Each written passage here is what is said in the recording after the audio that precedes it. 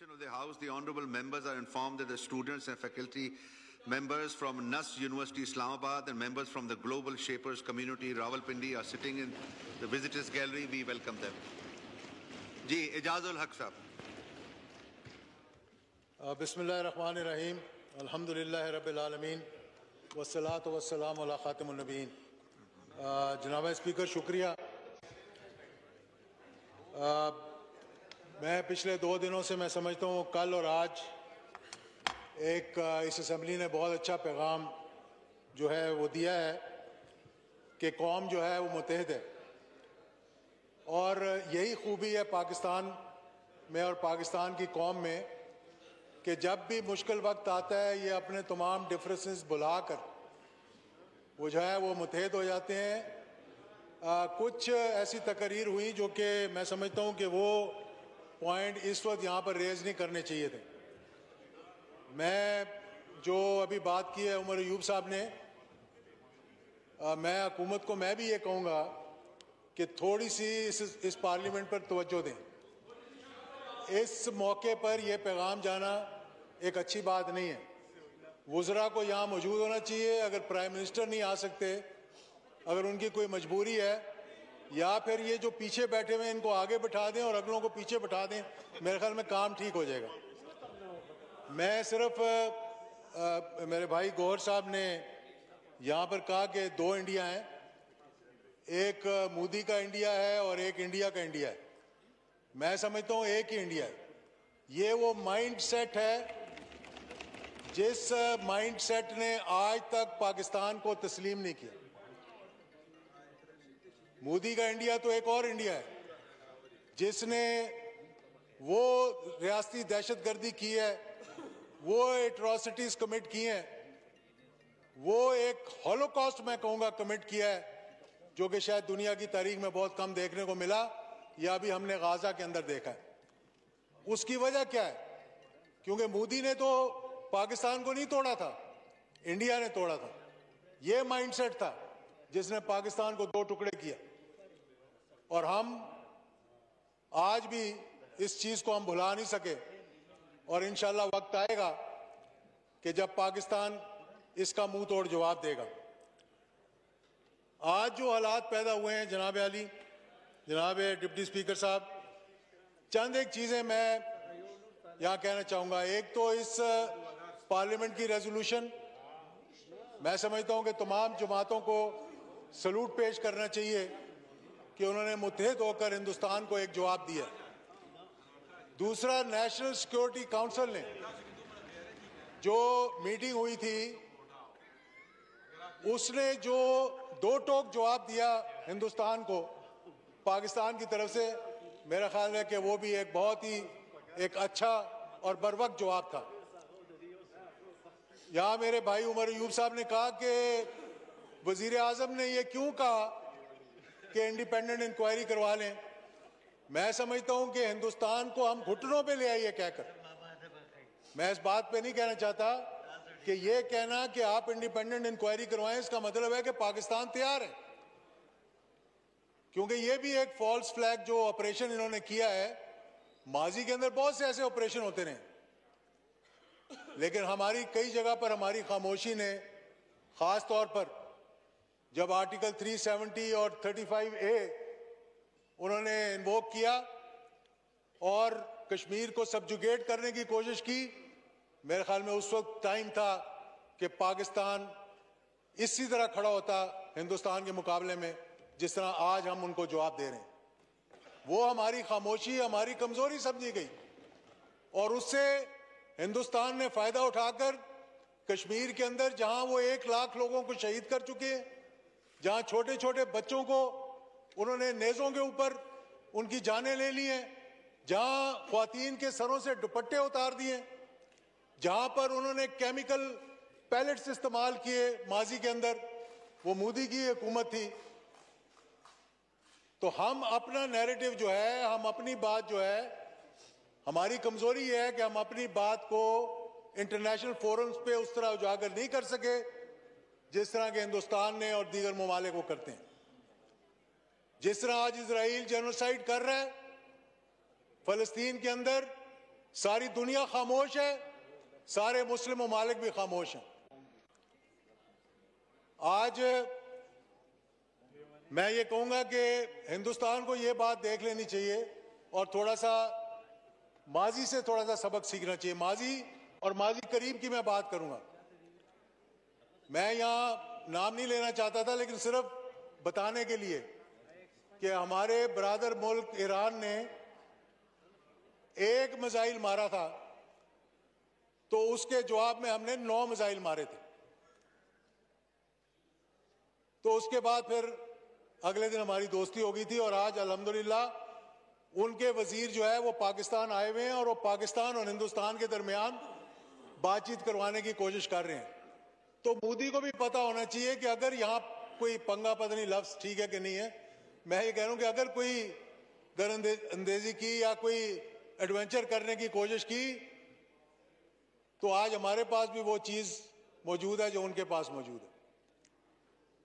ये थोड़ी सी मैं तारीख पर रोशनी डालना चाहूंगा कि 1986 में अगर हमें याद हो तो इजराइल के साथ मिलकर हिंदुस्तान ने कोशिश की थी कि वो कऊटा पे अटैक करे और बकायदा इजराइल के जहाज हिंदुस्तान पहुंचकर रिफ्यूलिंग करवा रहे थे और वहां से उन्होंने कऊटा पे अटैक करना था। तो बर वक्त पाकिस्तान को जब मालूम हो गया और हमारी एयरफोर्स 48 घंटे हवा में रही और इजराइल और हिंदुस्तान की जुर्रत नहीं हुई कि वो पाकिस्तान की तरफ मैली आंख करके देखें और वहीं से उनका वो जो सारा प्रोग्राम था वो वापसी का हो गया। 1987 में ब्रास टैक एक्सरसाइजेस हुई जो सारी दुनिया को मालूम है, जिसको क्रिकेट डिप्लोमेसी के नाम से याद किया जाता है, कि हिंदुस्तान ने अपनी 1 लाख फौज हमारे बॉर्डर्स पे लाकर खड़ी कर दी थी। तो जनरल ज़िया-उल-हक शहीद ने हिंदुस्तान का दौरा किया, क्रिकेट डिप्लोमेसी जिसको कहते हैं, कि क्रिकेट देखने के लिए गए वहां पर और वापसी पे उन्होंने बावर करवाया। राजीव गांधी थे उस वक्त, वही माइंडसेट था, क्योंकि वो भी चाह रहे थे कि पाकिस्तान पर हमला करें। तो वो पहली मर्तबा था कि पाकिस्तान ने इस बात का इजहार किया, क्योंकि 1984 में अल्हम्दुलिल्लाह चागी के टनल तैयार हो चुके थे, पाकिस्तान कोल्ड टेस्ट कर चुका था, डॉक्टर कदीर ये बात वाजे कर चुके थे और अब लिख के भी छोड़ गए वो इस बात को। और राजीव गांधी को ये बता दिया गया था कि जो चीज तुम्हारे पास है वो हमारे पास भी है और 48 घंटे के अंदर अंदर अगर तुम्हारी फौजें वापस ना गई तो फिर ना तुम रहोगे ना हम रहेंगे, लेकिन मुसलमान बाकी रहेंगे। और इस बात ने फिर फौरी उनकी फौजों को वापस कर दिया गया। 2001 में दोबारा ये हुआ, जनरल मुशर्रफ का जमाना था, वो पार्लियामेंट के भी इलेक्शंस नहीं हुए थे। हिंदुस्तान ने अपनी फौजें पाकिस्तान के बॉर्डर पे 6 लाख फौज को लाकर खड़ा कर दिया था और उसका इरादा था कि रहीम यार खान और सिंध के इलाके से वो हमला कर पाकिस्तान को 2 लाख करने की कोशिश कर रहे थे। तो एक दिन जनाब उस वक्त पार्लियामेंट के इलेक्शन नहीं हुए थे, लेकिन मुझे फोन आया कि उस वक्त के प्रेसिडेंट जनरल मुशर्रफ चाहते हैं कि एक डेलीगेशन जो जा रहा है, जाके बाकी डेलीगेशन भी गए, जो जीसीसी ममालिक में जा रहा है, वहां पर मैं भी जाऊं उनके साथ। तो उस वक्त के वजीर जनरल जावेद अशरफ काजी और मैं, हम दोनों, हमने तमाम जीसीसी ममालिक का दौरा किया, सऊदी अरेबिया का, यूएई का, कुवैत का, ओमान का, कतर का, और वहां जाकर उनको बावर करवाया और बर वक्त उन तमाम मुस्लिम ममालिक ने एक बड़ा मजबूत और ठोस पैगाम जो है वो हिंदुस्तान को भिजवाया। और ये हमारे दोस्त हमारे साथ खड़े हुए थे। चंद एक ने कुछ इतराजात भी किए, मैं उसका जिक्र नहीं करना चाहता, लेकिन सऊदी अरेबिया ने, यूएई ने, शेख जायद उस वक्त हयात थे, उनको पैगाम भिजवाया। मैं वाइंड अप कर रहा हूँ, 2 मिनट मुझे सिर्फ दें आप, बड़ी मेहरबानी आपकी। तो मैं फिर ये बताना चाहता हूँ कि इसी तरह 2019 में जब यहाँ पर किया गया, उनका जहाज आया और गिरा और अभिनंदन ने वो चाय का कप पिया और फिर प्यार से उसको यहाँ से रुखसत किया गया। आज भी हमारे पास जनाब डिप्टी स्पीकर साहब, हमारे पास सारी शवाहिद मौजूद हैं। कल यहाँ मेरे भाई ने कमाल साहब ने तकरीर करते हुए कहा कि हम पता नहीं किस बात से शर्माते हैं, हम ये बात उजागर नहीं करते, हम दुनिया को बताते नहीं हैं कि हमारे साथ क्या हो रहा है। 80,000 जानें हमने कुर्बान की, इतने फौजी जर्नैल से लेकर सिपाही तक हमने शहीद करवाए, जितने 48 में, 65 में और 71 की जंग में शहीद नहीं हुए, फिर भी हम खामोश। वो काउंसलेट खुले हुए हैं अफगानिस्तान के अंदर, हिंदुस्तान के, और हम जो है, मैं वाइंड अप कर रहा हूँ, आप प्लीज 1 मिनट मुझे दे दें। तो हम उस पर खामोश हैं। फिर ये बात मैं बावर करवाना चाहता हूँ और सबको ये मालूम है कि हिंदुस्तान ने पाकिस्तान के अंदर टारगेट किलिंग्स करवाई, यहां पर लोगों को भेजकर टारगेट किलिंग्स करवाई। और ये बहुत पुरानी बात नहीं है, ये हाल ही की बात बता रहा हूं आपको। बालाकोट में, एबटाबाद में, सियालकोट में, लाहौर में उन्होंने टारगेट किलिंग करवाई और ये हुकूमत भी मानती है कि 6 लोगों को उन्होंने शहीद किया, यहां पर पाकिस्तानी थे, किसी ना किसी बहाने से हम उस पर भी खामोश रहे। उसके सारे सबूत हमारे पास मौजूद हैं कि हिंदुस्तान ने टारगेट किलिंग करवाई और हम उस बात को नहीं उठा सके।